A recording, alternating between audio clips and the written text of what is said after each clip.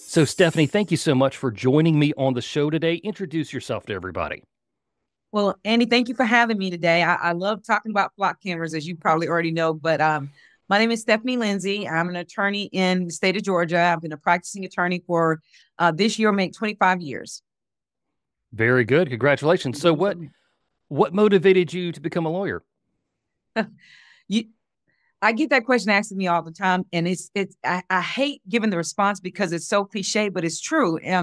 When I was little, and my mother, she's passed on now, but she used to tell me that when I was little, probably about 3 years old, a gentleman walked up to me and asked me what I want to do when I became an adult. What did I want to do in the future? And she said that my response was, I want to be a judge. And he looked at me and she looked at me and was like, you don't even know what that is. And so as I got older, I realized that, in order to be a judge, traditionally, you had to be an attorney. And so I wanted to be an attorney. That's all I've ever wanted to be. And I was blessed with an opportunity to become one, and I've been one ever since.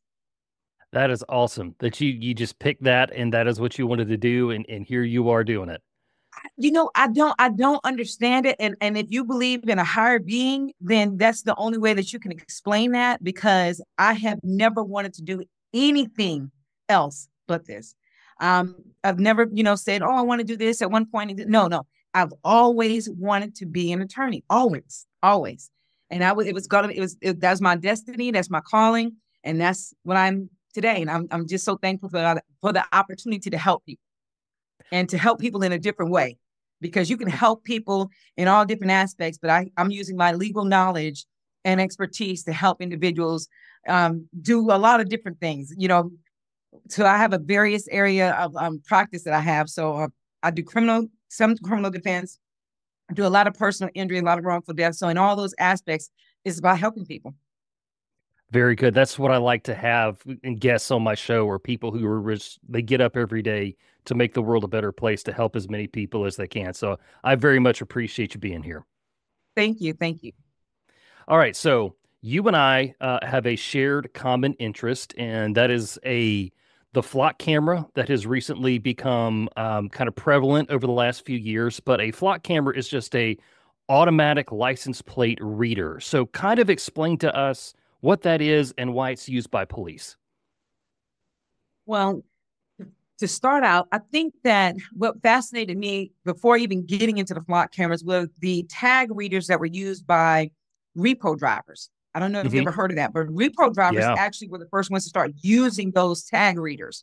And the way that they worked, the system was that they would have the camera on their vehicles, and literally they would hire people to just drive around randomly, just capturing images.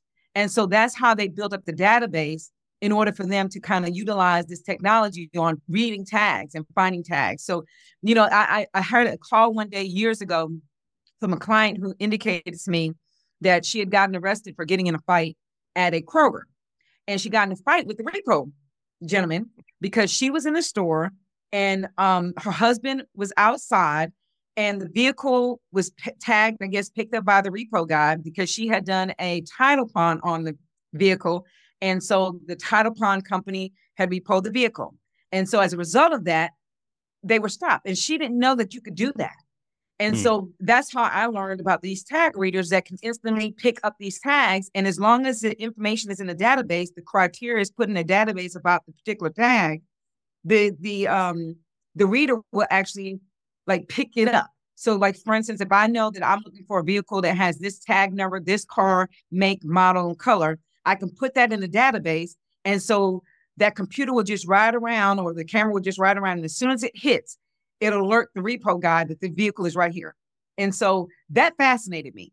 And so as we move forward in life, years pass, and I'm assuming that technology has evolved into what we have now, which are the flock cameras, which are everywhere. So now this is a stationary camera that is placed randomly in a community.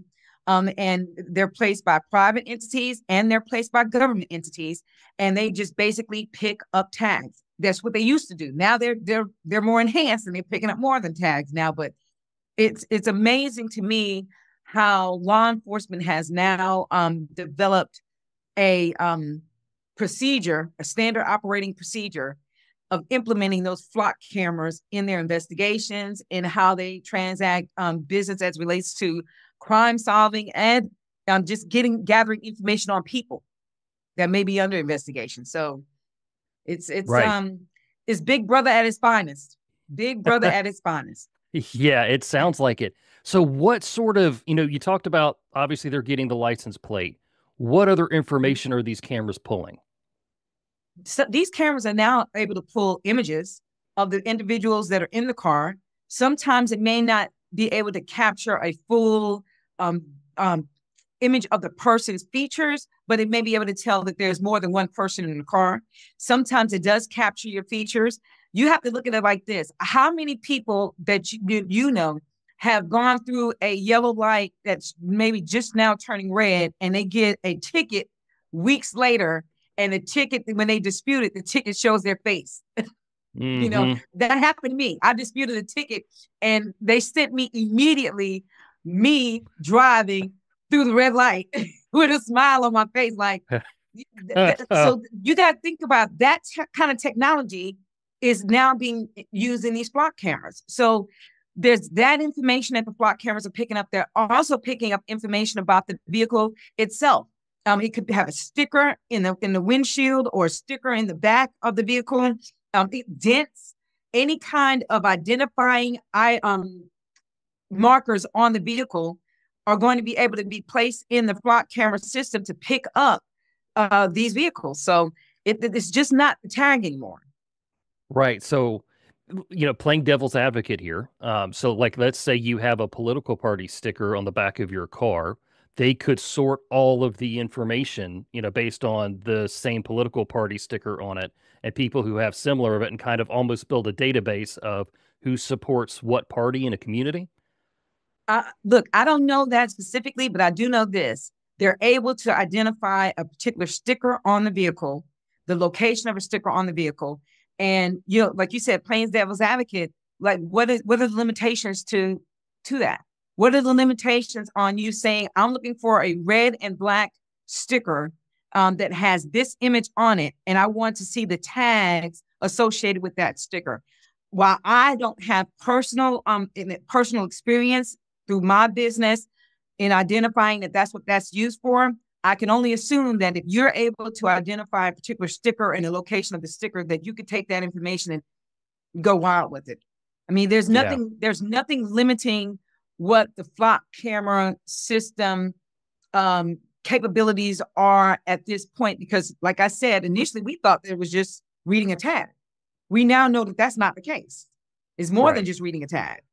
Okay. One of the cases that I had where we realized the ability of the flock camera was when it comes down to these vehicles that are being stolen, like, real popular vehicles that are being stolen, the Hellcat. Like, I had a client told me that he just kept being stopped by police officers in different jurisdictions, and he didn't understand. And then what caught his attention was he was stopped in one jurisdiction, and they made a comment about something that he said in another jurisdiction, and that kind of, made him think. And when he told me that, I said, well, how would they know that? And when we found out was that his vehicle was in a database, not the vehicle itself, but the fact that he had a Hellcat that had an out-of-state license plate.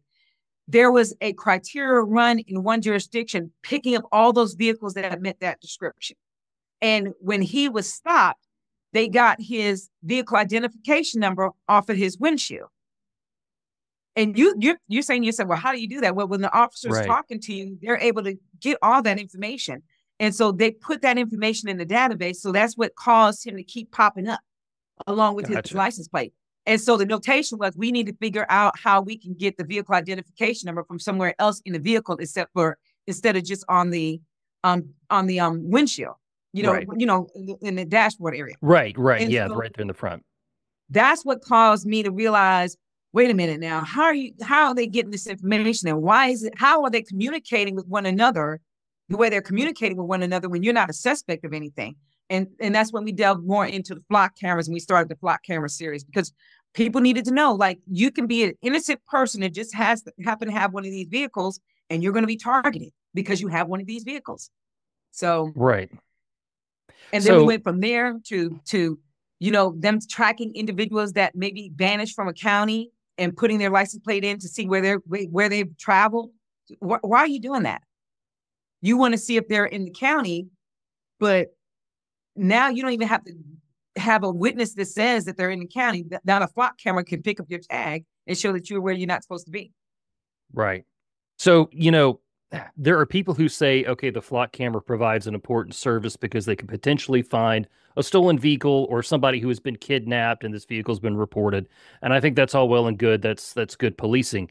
But then on the other side, we have, well, normal citizens are being surveilled at the same way that criminals are. Where does the Fourth Amendment fit into this and this new system that we find ourselves in?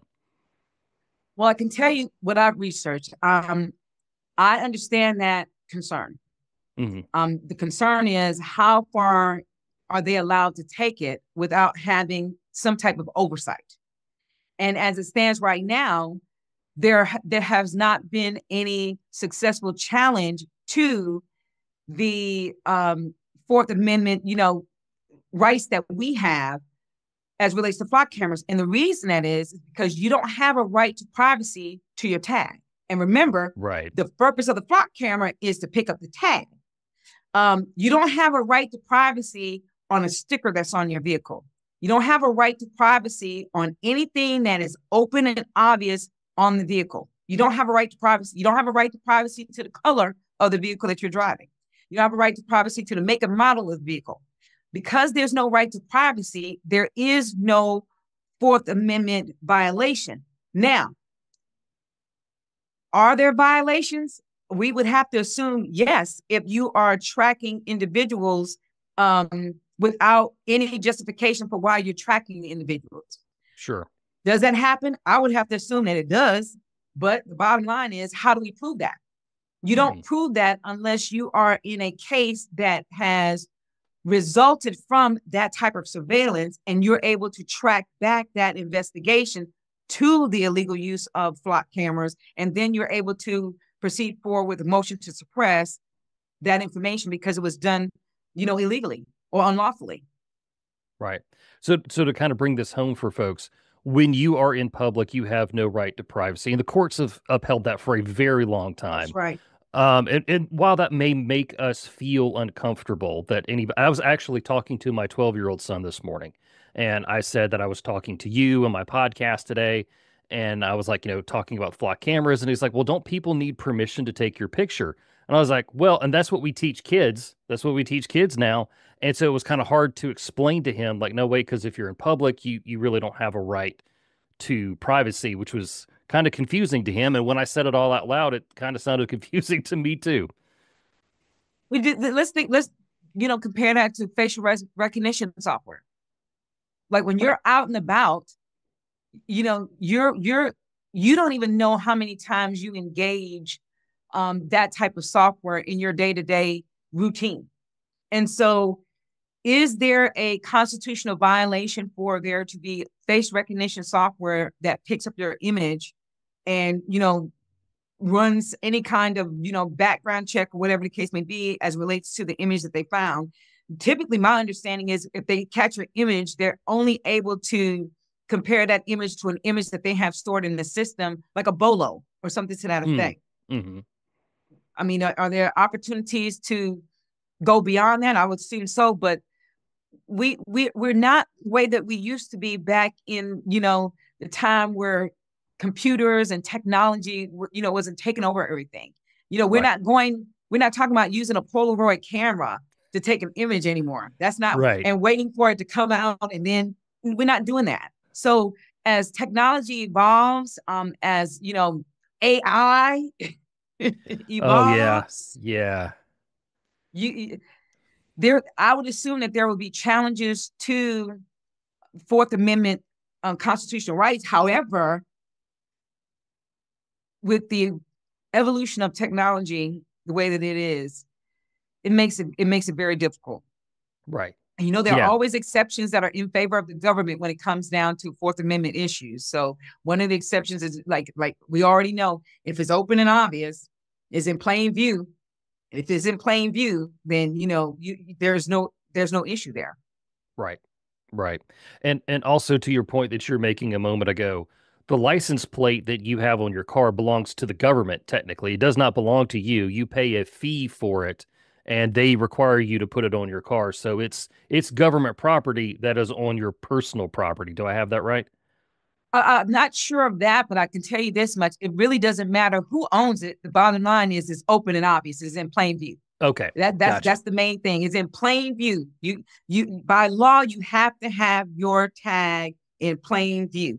By law, you cannot have your tag in any way covered. You can't alter the tag. To speak to what you just asked, I mean, that could be an argument that it is government property because if it's yours, you should be able to do what the hell, you should be able to do what you want to do with it, Mm-hmm.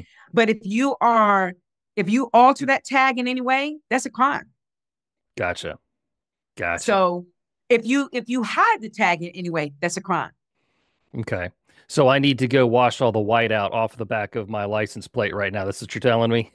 Let me tell you something. Do you know that criminals literally have a level of genius that some of us can't even understand? They now have an ability to put a film or to put pieces on the back of their tag so you can't pick them up on flock cameras.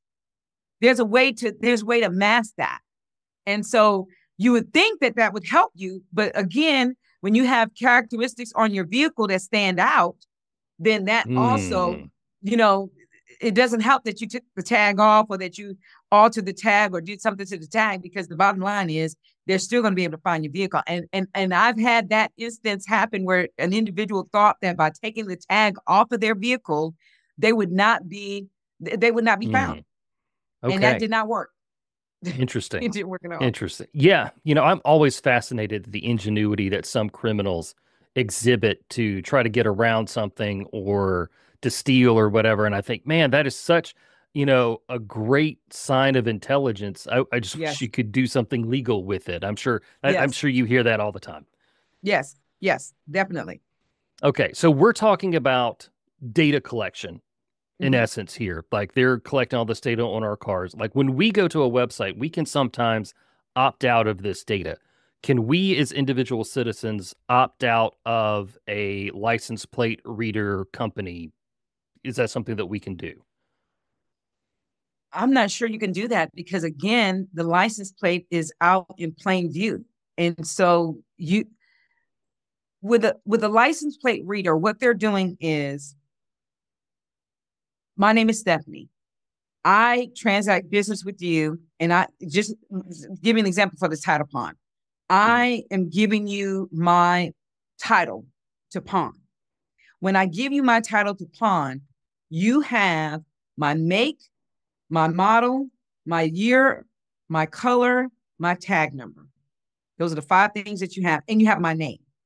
And so because you have that information, and I'm giving it to you, that information is going to be placed in a database so that in the future, if you decide that you're not going to pay, I'm able to find that vehicle.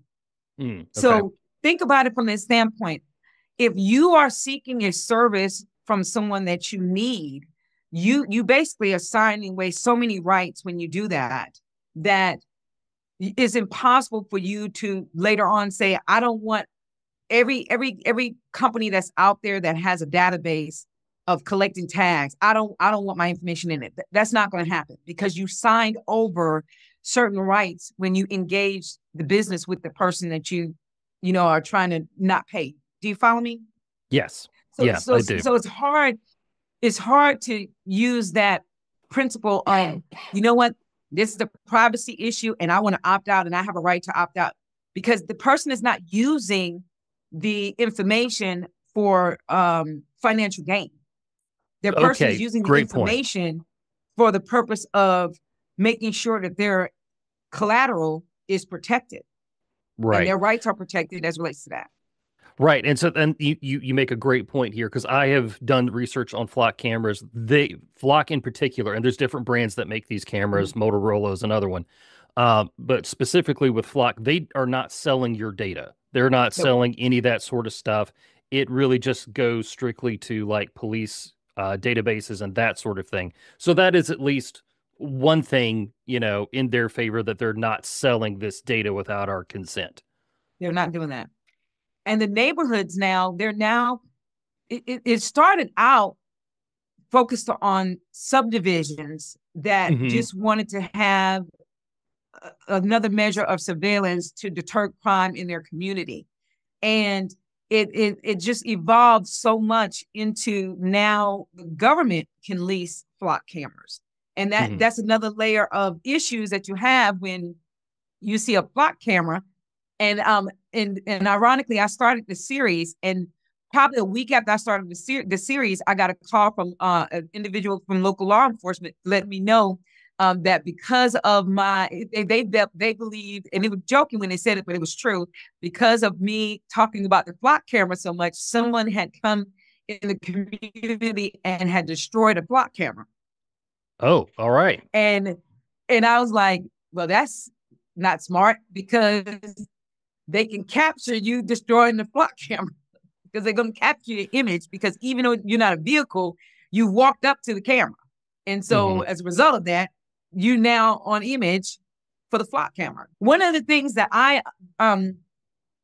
a positive thing for a flock camera is this. I was talking to one of my friends and they had indicated to me that someone had dumped, I know everybody deals with this, people that do illegal dumping in your Right. community. Hmm. And they had dumped on one of the main roads in our community. They had dumped a sofa and a chair. And I was like, this is the craziest thing ever. And as we were talking, they made a comment about the flock camera being close to where they dumped it. And I said, well, maybe flock cameras can be used for that as well. Because if you are on a flock camera and you're driving a truck because you know that the sofa and the chair is not going to fit in the car, you're driving a truck, you may be able to identify who the person was that was transporting it and dumped it. And so you said earlier, there's so many positive things that the flock camera can be used for, and it is. Right. We had a murder in our community that was solved because of a flock camera. So Okay. there are things like kidnappings. There's a show that used to be on Hear No Evil, See No Evil. Hmm. It used to be Hmm. on Identity.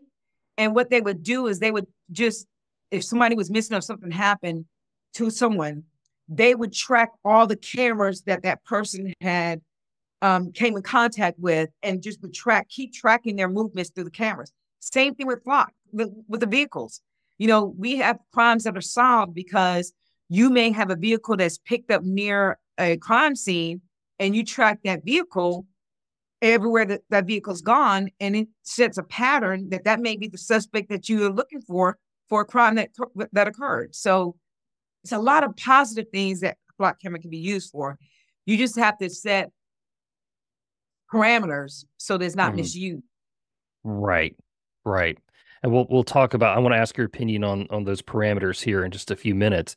But I think about 3 weeks ago, Motorola faced privacy issues due to the fact that they had data leaks on their websites. And what was happening was car details and images were not properly secured. And so, and I use the phrase hacker like loosely. It was somebody who just realized, oh, wait a minute, if I plug this information in, I can get all of the data off of this Motorola license plate reader camera. And then all of a sudden, now somebody who is unauthorized has access to this information. So, with the data that's like being collected with these cameras, how strictly does this stuff need to be safeguarded against from it falling into the wrong hands? Well, I would say that with any collection of data, if you're going to be the catalyst for that type of industry, then you need to know that there are people that are going to be ready to challenge your ability to use those items, especially if you are a person that likes privacy.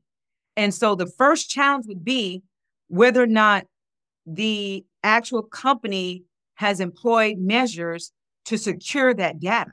Because while that information may not have a financial interest to the company that's collecting it, if it is breached, then it could be a financial repercussion that the individual can suffer as a result of you not properly securing my data. So I think that starts the dialogue of what are the proper parameters to regulate that particular market. And that's a conversation that needs to be had because, excluding what's going on right now with data collection and individuals that should not have access to certain data. The bottom line is you have individuals that have malfeasance on the heart. They don't have good intentions for your information. And so they're going to figure out a way that they can capitalize on getting this information, especially when you don't put in place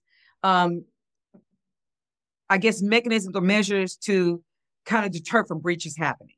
Like think about all the losses that have happened in the past where these companies, they were proud of the fact that they were able to collect all this data on you, and they would sell your information to other companies that needed, information about mothers that, are single mothers or individuals that are in a particular demographics in a particular region. They're selling all this information. And so now, you got all this data about vehicles, all this data about individuals and their loan frequencies, because most of these things started out with title pond companies using this data.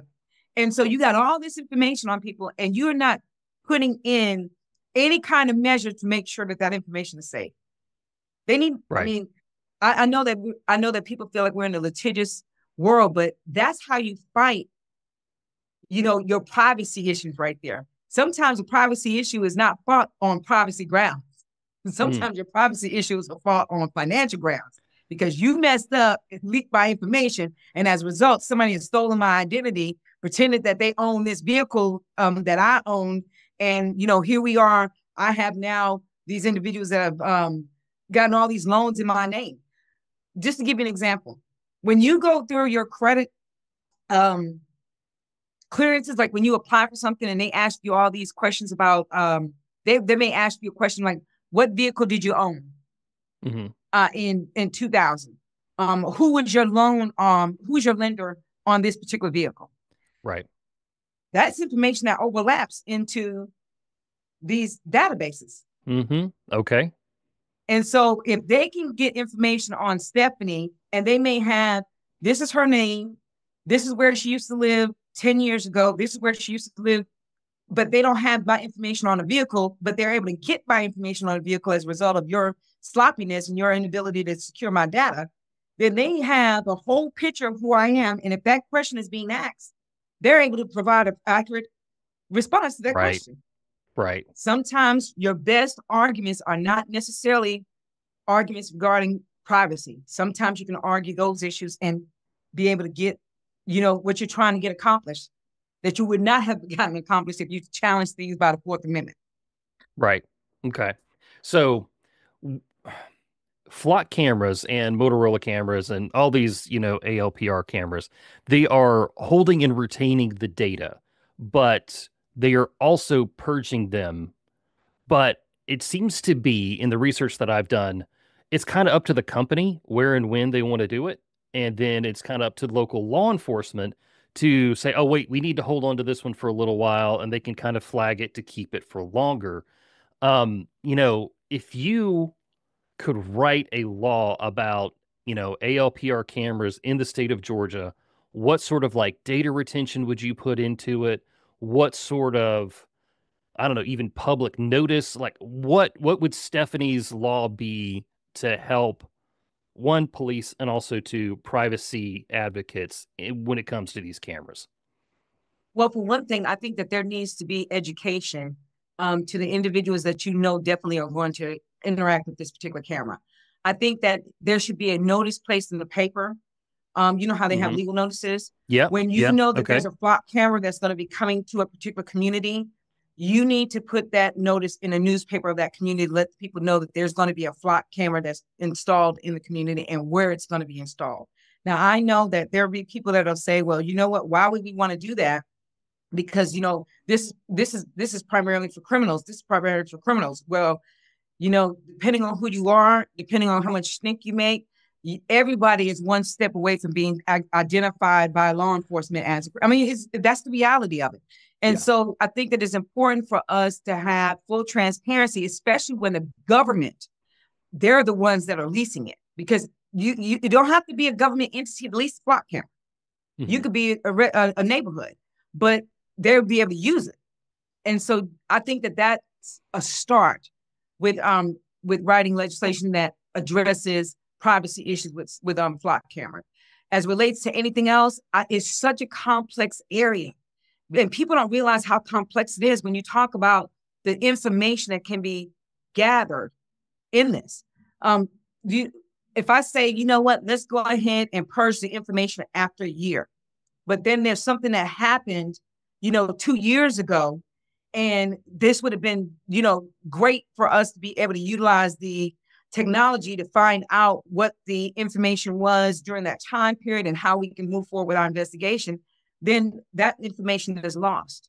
It's hard to tell a parent of a child that has been abducted, or a child that has, unfortunately has met, unfortunate circumstances. We purged the information, so we can't get that information for you.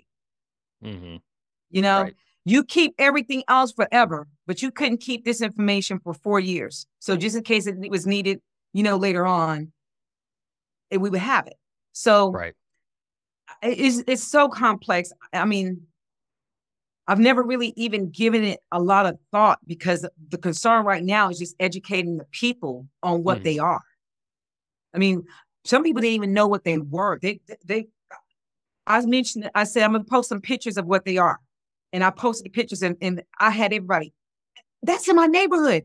There's several of them. They had no clue. Mm-hmm. My dad used to raise us where he only did this to the girls. He didn't do these to the boys. We had to learn as we drove to pay attention to different things. And my dad was in law enforcement. So he would always have us drive and then ask us questions about what we saw or what the street name was. As you would be a street name 20 paces back, and he'll ask you, well, what was that street name, a mile back? You're like, what? But you could not drive or get your license until you mastered this, the girls. Okay. So what that did was that allowed me to learn how to pay attention to my surrounding when I drive. And so when I started seeing these things, I was like, what in the world are those things? Because they don't look like cameras. And I thought that they were solar panels. Right. So there were mini solar panels to help, provide energy to certain things that were underground. That's what I thought they were initially. And then later on, I realized they were cameras. Right. Yeah, they look like little birdhouses on a pole with a little slanted solar panel on it. And if you go to pretty much any Lowe's home improvement store, you will see them in their parking lot, because they are tracking all of the cars that are coming in and out of their lot.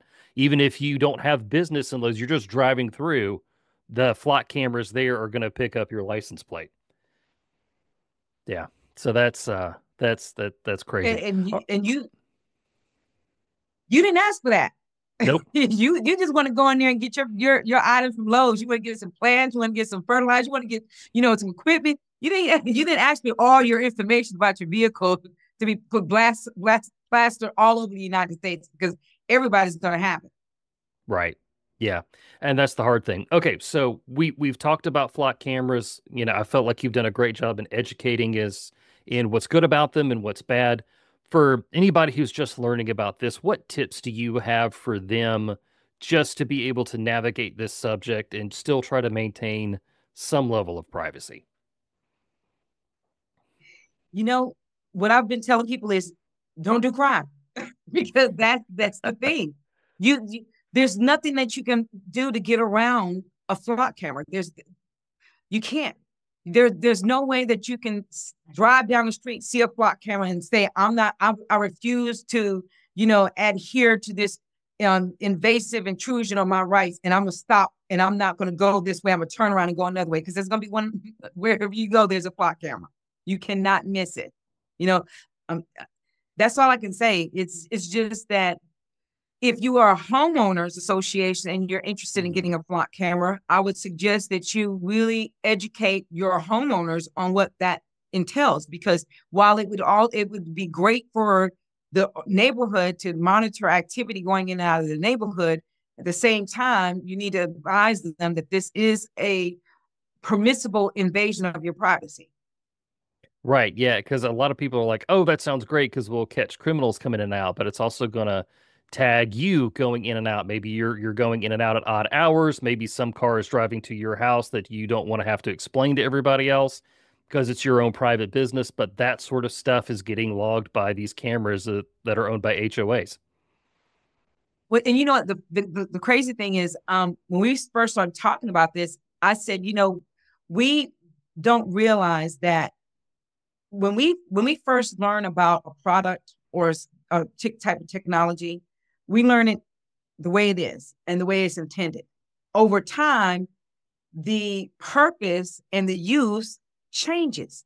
And so while now is being used as an investigative tool for criminal activity, there may be a time where it will be used as an investigative tool for civil activity.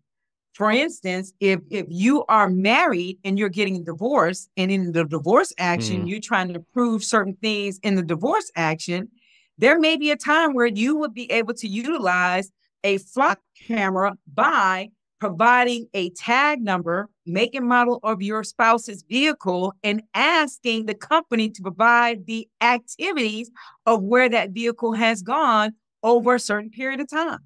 Mm-hmm. Yeah. And that's not what people think about at first. They don't think about that at first. They're thinking, oh yeah, we want the criminals to be caught. We want this, we want that. Yes. But then when you're the subject of it, then you worry about your rights. That's what always amazes me. You don't think about your rights. You're thinking about, look, we're gonna get these criminals. Your rights are not in the front of your thoughts, because you're saying, well, I'm not doing anything wrong. Because that's the first thing people say on social media. I don't have anything to worry about. I'm not doing anything wrong. Well, you have everything to worry about, because if you're the target of whatever it is, and you're not doing anything wrong, but you're just a target, you don't know what extent that they will go through to make sure that they can establish what they're wanting to establish about you. So it's something to think about. Right now, it's criminal investigation. Later on, it may be civil. It may be civil now. We just don't know it. True. We don't know. True. Yeah, I mean, this is just the very beginning of 2025. Who knows what things are going to look like in 10 months? Yeah. We don't. I mean, look, I'll be the first one to tell you, I learned about AI 3 years ago at a law convention. And, when they were talking about AI, they were saying that there is a particular software that will allow you to enter and draft up a brief and draft up documents from the standpoint of an attorney. I was like, no way. And so in one of those areas, they were looking at a law change to not make it where you have to pass a bar to become an attorney.